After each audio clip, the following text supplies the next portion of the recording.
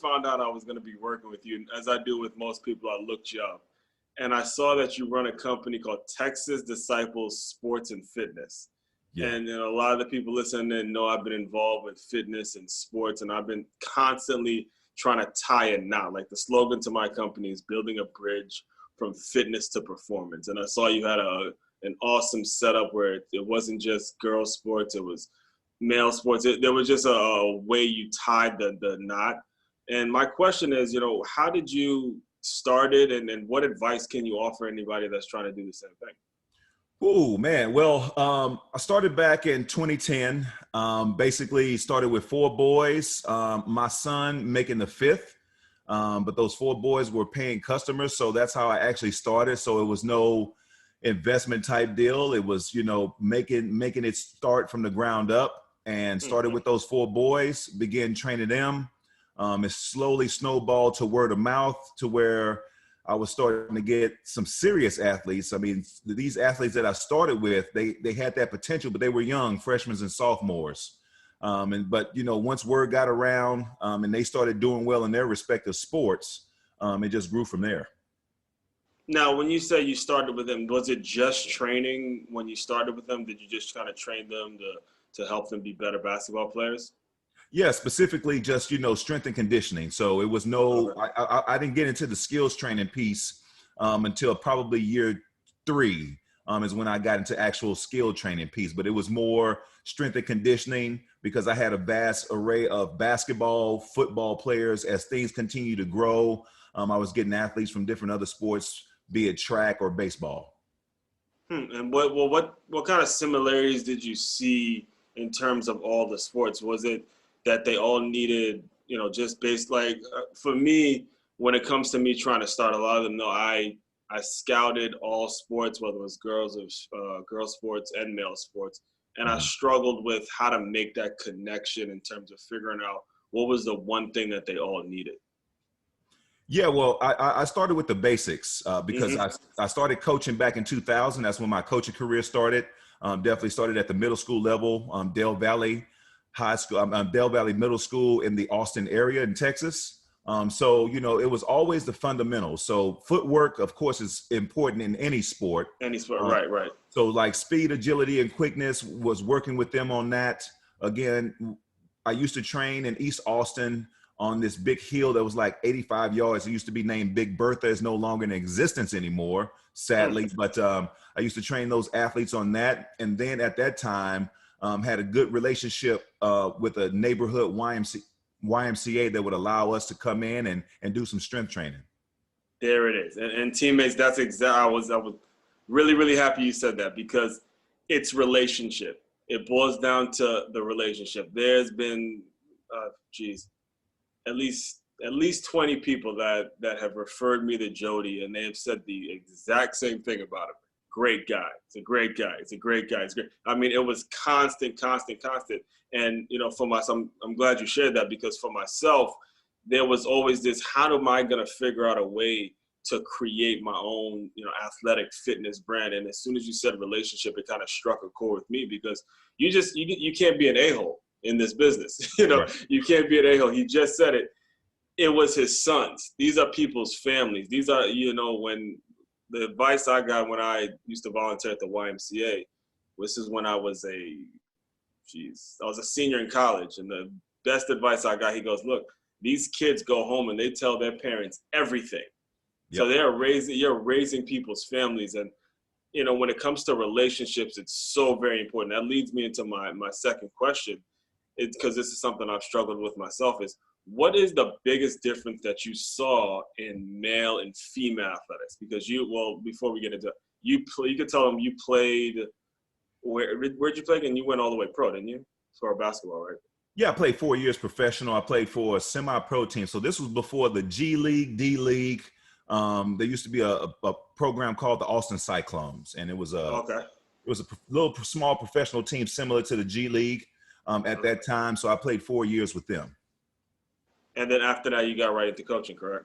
Yeah, right after that, I got into coaching. Some things happened to where it was giving me signs. I had never been injured in all of my athletic career. And when I was about to, pursue aggressively a bigger professional career, maybe overseas or the NBA. I just had some freak accidents that happened, getting in a car accident and, tearing ligaments in my shoulder, because at that point in time, my then wife, she almost went through the windshield by sitting in the back seat with no seatbelt. So I had to have surgery. And recovered from that for a year. And then I ended up, I was working with in a residential treatment facility for youth, and got into a bad restraint and pulled my patella tendon a week and a half before a tryout. And at that point in time, had a family. At that time, my now 17-year-old was in her mother's belly at that time. So I really had to do some soul searching and realize that it was just time for me to give it up. And that's when I started to pursue a career in coaching. Oh man, I didn't even know that. That's why I started this podcast.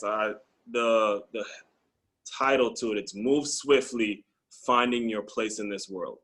And again, teammates, you guys have heard from tons of guests, and Jody, I can't even tell you which number you are, but they've all come on here, and they have said that there was one specific thing. There was a time in life where they had to do exactly what he just said, soul search. And that's why I started it. So you guys can tune in and realize you're not alone, man. There's some people that have gone through some real pain, and They are dying to get this information out to you. The resources are there. There are no excuses for you to not, if you're listening right now, for you to not say to yourself, you know what, I got to get my stuff together. I can't use these unfortunate things that happen to me in life. I can't use that as an excuse anymore. Right. Because they're people, and these are times in which we can connect with a lot of different people. So again, thanks for sharing. But what was the biggest difference between female sports and male sports that you saw? Well, I think the biggest difference would be, of course, is the athletic ability within themselves. Of course, males are typically stronger, faster, quicker. In that regard, I saw more focus from the female athletes more than anything. It's not to discount the boys, but sometimes boys took things for granted. I'm a person who provides homework assignments, so it's not just you meet with me once, twice a week. Sometimes 3 times. There's things that you have to do on your own. And one of those biggest things that I just don't waste people's money is, stretching, because I feel that you should be mature enough to stretch on your own. But those females that I train and continue to train, they seem to be a lot more disciplined in making sure that they focus on those things that they need to do to get better. So that was the difference that I noticed. Yeah, and when I scouted, I don't know if you've heard of National Scouting Report, but it's one of you have heard of NSR? And that was my first job out of college. And they were telling us, when we go prospecting, I'm a football guy. And, I wanted to get in there, then go recruit football. And as soon as I started going there and talking about all my football connections, the founder of the company just stops me. He goes, look, bro, no. The biggest thing to our business is girls sports. The girls going to have the academics straight. They're going to have, if they sign up to something, they're going to be with you 100%. That's right. Of course, guess what I do? I sign up all 3 football guys. And I wonder why it didn't work out with me and them.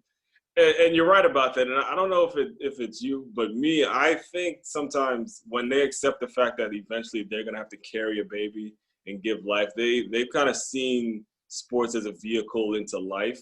And sometimes we really have this idea that the NBA or the NFL is going to solve all our problems.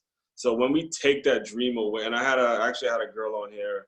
One of my first female guests she's a lacrosse coach at Brown University. And her husband is a basketball coach at Holy Cross. And she said that same thing, is when you take that dream of playing professionally away, they're playing for something different. You know what I'm saying? Yeah, absolutely. And I guess it's easier or better for you guys to work with them.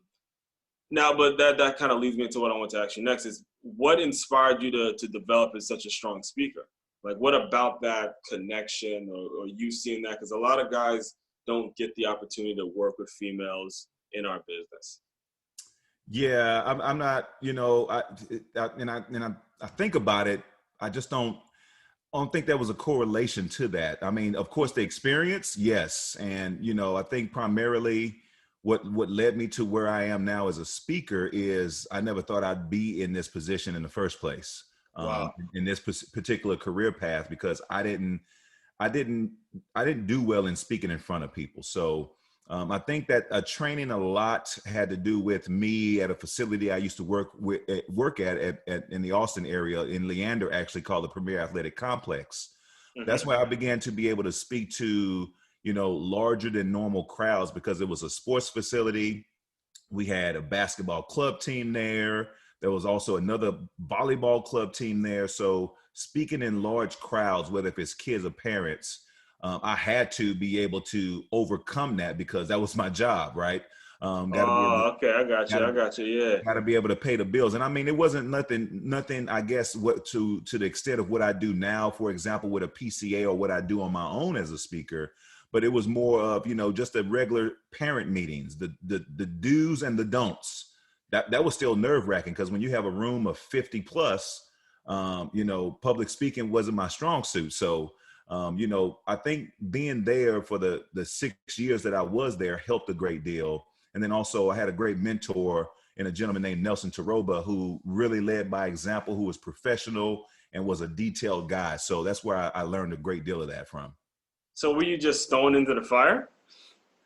I would say when I got into PCA, right? So, the PAC, so it again, like I said, it was a part of the job. You had to do that. So Right. that helped prepare me to where I was. Now, shifting to a PCA standpoint, I think I was kind of thrown into a fire because I had another mentor and friend of mine. His name is George Tunnell, told me about PCA for a couple of years. At least a year and a half. And he was just like, you got to check this out. You got to check this out. They're actually bringing a chapter to Austin. You got it out. And it was like, yeah, I'll look at it, coach. But of course, it slips in my mind when the day goes on. And one time he was just like, look, we got some people coming. Joe Teresi is coming down here. And, this will be a good opportunity and a good time.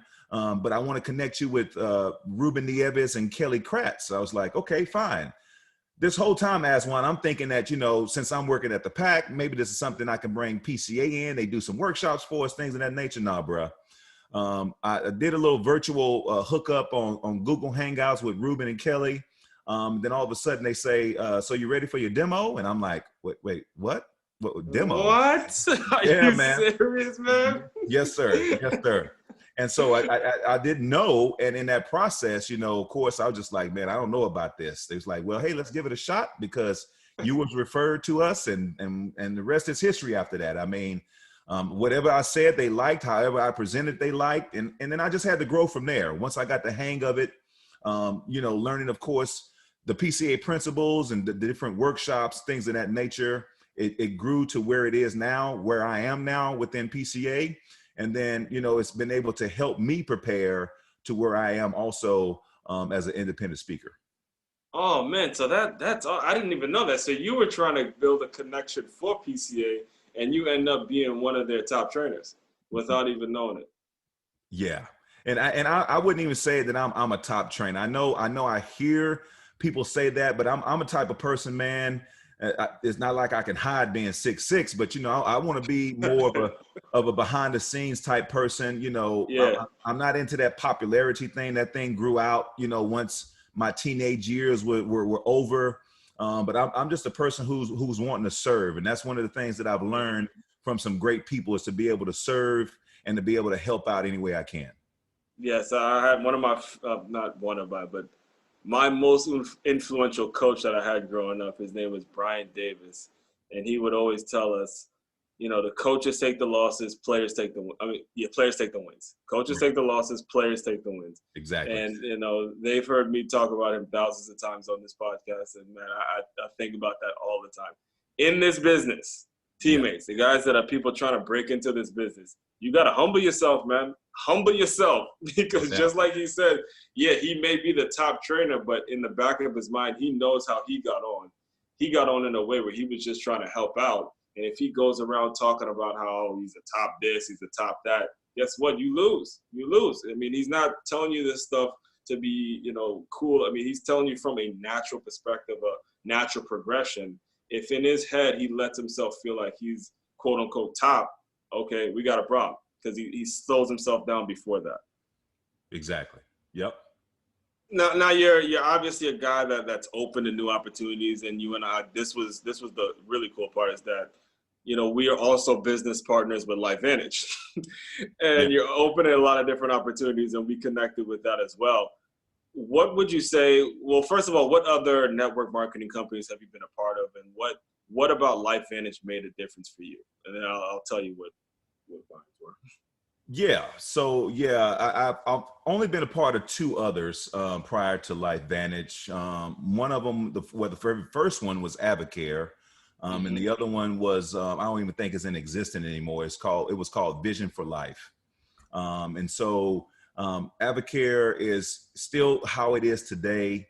They had products that were, their marquee products, and I mean, it was okay for its time, but my biggest thing was it was tough because my only network was close relatives and family, friends and colleagues, coaches and teachers, and the big problem is that they couldn't afford, to buy those products on a monthly basis, right?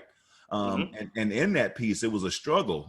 We had invested, at that time, quite a bit of money to us, and we sat there and had a lot of this product that we needed to try to sell, pretty much in our fourth vacant room in the house, man, trying to, get people to buy it when we ended up, ingesting most of that ourselves because the people that we knew couldn't afford it.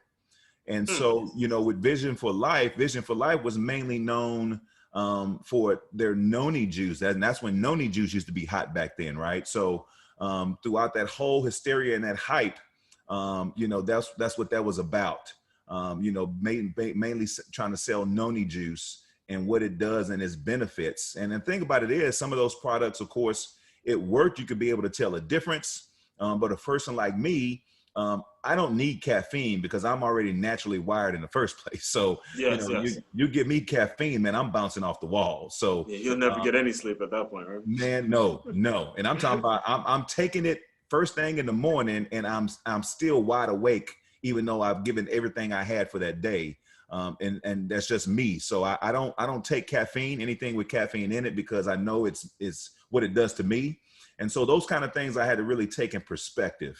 Mm. Um, LifeVantage totally different. LifeVantage has scientific proof that those herbs that is in what we call the crazy yellow pill, that NRF2. I was taking 4 of those herbs, separately, of course, not in the right measurement blend, and definitely I think the 5th one that we were not taking was ashwagandha, because I didn't even know what that was until I ran into this opportunity with our good friend Jessica Paris at Right. that time. So, in this, it had scientific backing.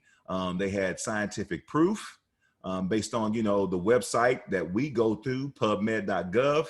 And to Yeah. see that backing and all the universal studies and big corporation studies who are scientifically supporting and realizing this, not only that, but the product is patented, so it can't be duplicated.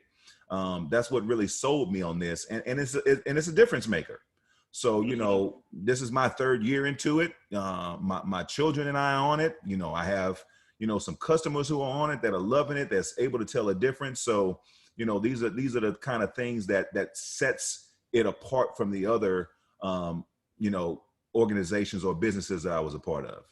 Now, where do you see it connecting with sports though? Because one of my experiences with network marketing was a company called ID Life, and Mm, this was around the time I was working at LA Fitness, and I was a sales consultant for LA Fitness, but then I switched over to sports director because mm-hmm. LA Fitness tried to start up leagues and stuff like that, and they don't really pay their sports directors much money, but I thought I could create enough revenue when it comes to ID Life and LA Fitness, basketball league or whatever it is.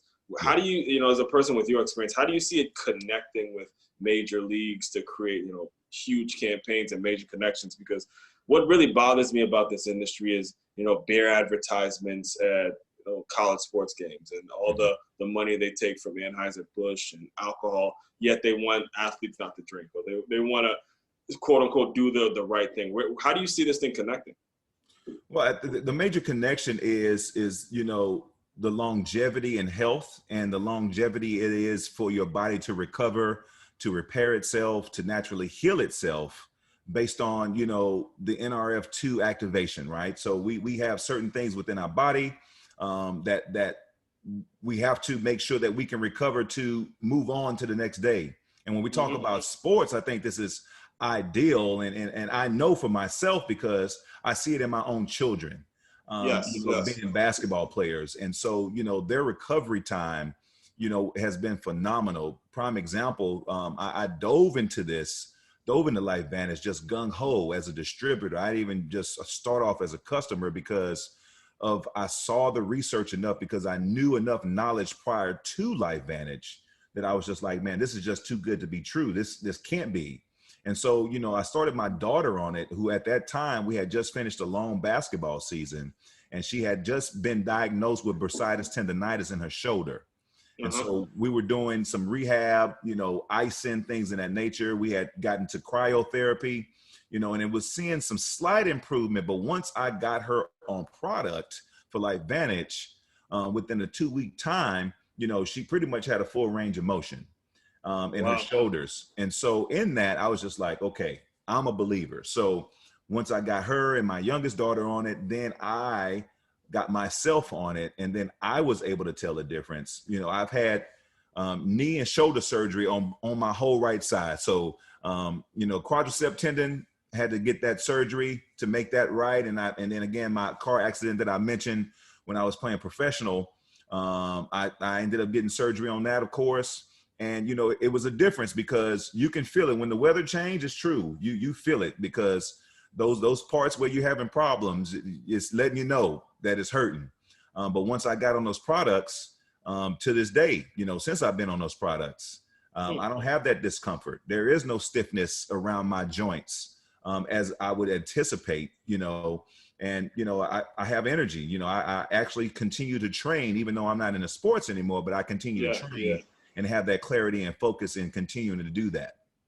Yeah, I mean, I'm a runner. I run every morning, and as soon as I started taking the Axio and the Tri-Synergize, it was a completely different experience. Yeah. But I never, and you know, me running every morning, it's a lot like being a basketball player. I never played basketball, so I'm curious, when when your daughters take it, then they have back-to-back games. Did you see a difference were you able to see a difference that quick from when they weren't on it?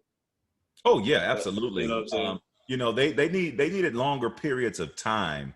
And this is when they were younger. So of course, you know, pre-LifeVantage, they're younger and they need some time to rest. And you know, we you know, try to live as healthy as possible. When we can afford it, we go organic. You know, we just make sure that we live as healthy as possible to allow them to recover. There's a drink called Recharge that we get from a natural grocers here in our area. That's pretty much a healthy version of Gatorade Powerade, to help with the rehydration, and it has good electrolytes in it, sea salt, things of that nature. And so we would have our girls have that. Well, you know, when we got them on, you know, it wasn't the Tri-Synergizer, it was just a dual Synergizer at that time, NRF1, NRF2, we began to see their recovery time quicker. So for example, you know, I would, you know, put them in the game. They come out because they said they're tired. And I was like, okay, well, just let me know when you're ready to get back. It would be no more than a minute and a half, 2 minutes. They're looking at me saying, all right, I'm ready to go back in, Dad. I'm like, wait. Oh, what? man, I love it. Yeah. Yeah, you know, and so, you know, it's those kind of things, you know, that I began to notice. And so with my training, you know, since I'm always upfront and honest, you know, I had some of my clients be able to, you know, try the product as well. One was the actual mother of one of my clients, and she was just in bad shape. She was, you know, a nurse. Actually, she worked at, you know, at a local regional clinic, and she would just say she would just be in pain. Moment she got on product, she was on it for a week and got around some friends. They got to playing some sand volleyball, and she said she was out there for like 2 hours nonstop and just felt great. So be able to get those testimonies and what they noticed within themselves has been nothing but amazing. And well, how old were your kids when they first started? Because I know a lot of listeners don't know. You know, they're picky with what they give their children in terms of vitamins. Yeah, sure. So my 17-year-old at that time, she was 14, and then Mm-hmm. my 15-year-old at that time was 12. Oh man, so you can start taking them as young as 12 and as old as the nurse. Oh yeah, absolutely, definitely. That's excellent. That's excellent. Now I can remember our first workshop together, Jody, and you said this, and I think it broke a lot of the coaches' heart when you said, I just want to be a dad. I'm done coaching, and I just want to be a Yeah, dad. yeah. So my final question to you, man, is well, I know you have your own podcast now, and we can get into that a little bit. But what's next for Jody McGarity? Where can people connect with you and get a hold of what you got going on? Well, you can get a hold of me on, I'm on Facebook. I have two different profiles. One of them is mainly for my podcast. That's Jody McGarity Jr. You can reach me there. You can just subscribe to that and like that. My personal profile is more personal for close family and friends. But I do share a lot of great things on my public page. IG as well. You can go to Jody McGarity Jr. On my public page. And then on Twitter, it's Jay McGarity Jr. So anybody can hop on that for that as well. And so those are my social handles. That if you want to link with me and hook up and connect, we can do it that way.